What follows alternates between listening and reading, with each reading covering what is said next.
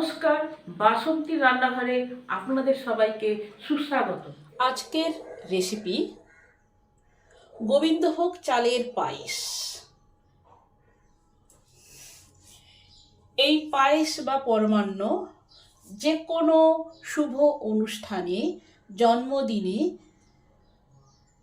পুজো পার্বণে ঠাকুরের ভোগ হিসাবে রান্না করা হয়। পয়লা বৈশাখেও পায়েস ছাড়া চলে না। পয়লা বৈশাখেতেও পায়েস রান্না করা হয়। সামনেই পয়লা বৈশাখ, সেই উপলক্ষে আপনাদের সবাইকে জানাই আন্তরিক প্রীতি ও শুভেচ্ছা। আসুন আপনাদেরকে সঙ্গে নিয়েই এই পায়েস বা পরমান্নটা রান্না করে ফেলি।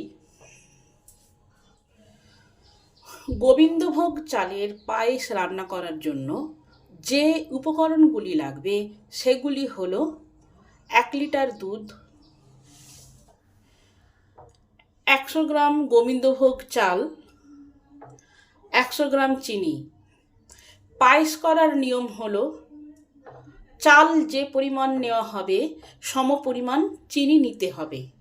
এবার আপনারা যদি কম মিষ্টি খান তাহলে চালের থেকে কম পরিমাণ চিনি দেবেন, আর যদি বেশি মিষ্টি খেতে চান তাহলে চালের থেকে বেশি পরিমাণ মিষ্টি দেবেন। 7 পিস এলাচ, 5 পিস লবঙ্গ,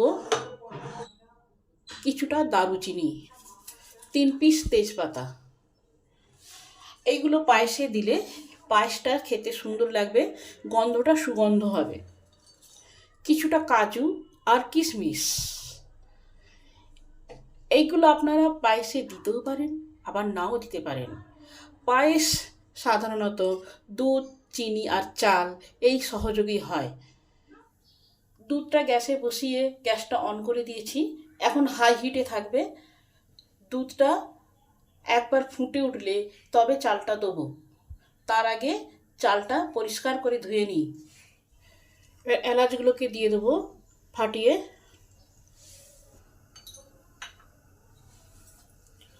লবঙ্গ, ডালচিনি এগুলোও দিয়ে দিই।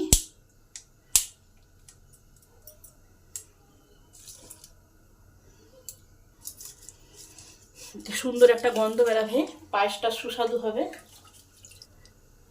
তেজপাতাগুলোও দিয়ে দিই। পায়েস করতে গেলে সব সময় কন্টিনিউ এইভাবে নেড়ে যেতে হবে, না হলে পায়েস তলায় ধরে যাবে। দুধটা ফুটে উঠলে তবেই চালটা দেবো। দুধটা ফুটে উঠেছে, চালটা পরিষ্কার করে ধোয়া আছে, এই চালটা আমি পায়েসে দিয়ে দিই।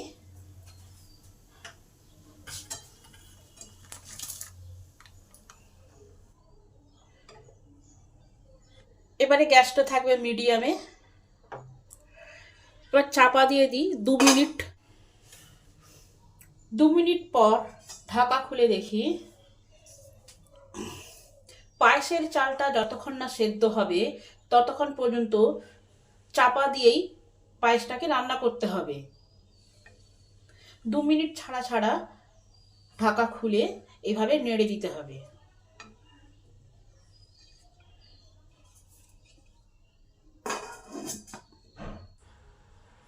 ঢাকাটা আবার খুলে দেখি কি অবস্থায় আছে। বারবার চাপা খুলে খুলে পায়েসটা নেড়ে দিতে হয়েছে। চালটা হাফ সেদ্ধ হয়েছে, এখন একটু হবে। এই সময় কাজু আর কিশমিশগুলো জলে ভিজিয়ে রেখেছিলাম, এগুলো দিয়ে দিই।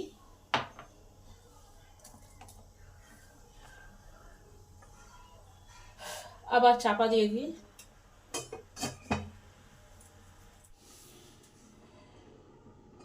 আবার চাপাটা খুলি।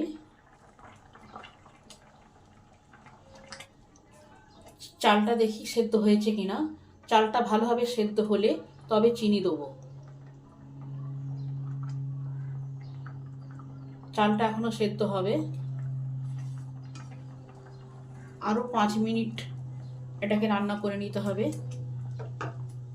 তারপর চিনি দেবো।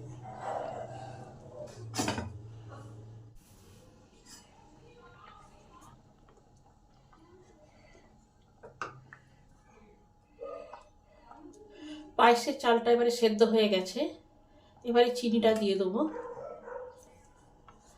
চাল সেদ্ধ না হলে চিনি দেওয়া যাবে না।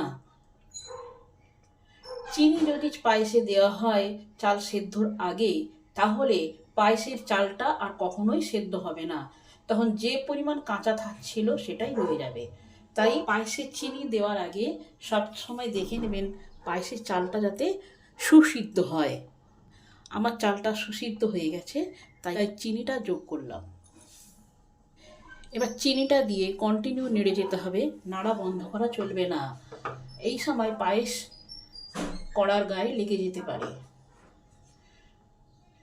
চিনিটা এবার গলবে, গলে একটু পাতলা হবে, আবার সেটাকে মেরে ঠিক আগের জায়গায় নিয়ে আসতে হবে। দেখতেই পাচ্ছেন পায়েসটা কিরকম পাতলা হয়ে যাচ্ছে চিনিটা গলে। গোটা ঘর একটা সুন্দর গন্ধে মম করছে। আপনারাও এভাবে বাড়িতে পায়েস রান্না করে খেয়ে দেখবেন, ভালো লাগলে জানাবেন। রেসিপিটা যদি ভালো হয় তাহলে আমার চ্যানেলটাকে সাবস্ক্রাইব করে দেবেন, লাইক করবেন, কমেন্ট করবেন, শেয়ার করবেন। এ সময় গ্যাসটা থাকবে মিডিয়াম হিটে। পায়েসটা আমার হয়ে এসেছে, আগের জায়গায় চলে এসেছে। এবারে পায়েসটা আবার ঠান্ডা হলে তখন আবার একটু গাঢ় হয়ে যাবে। আপনারা যেরকম খাবেন সেরকম রাখবেন। যদি আরও গাঢ় খেতে চান তাহলে আরও গাঢ় করবেন, আর যদি পাতলা খেতে চান তাহলে একটু পাতলা রাখবেন। আমার পায়েস কমপ্লিট। আপনারা সবাই ভালো থাকবেন, সুস্থ থাকবেন।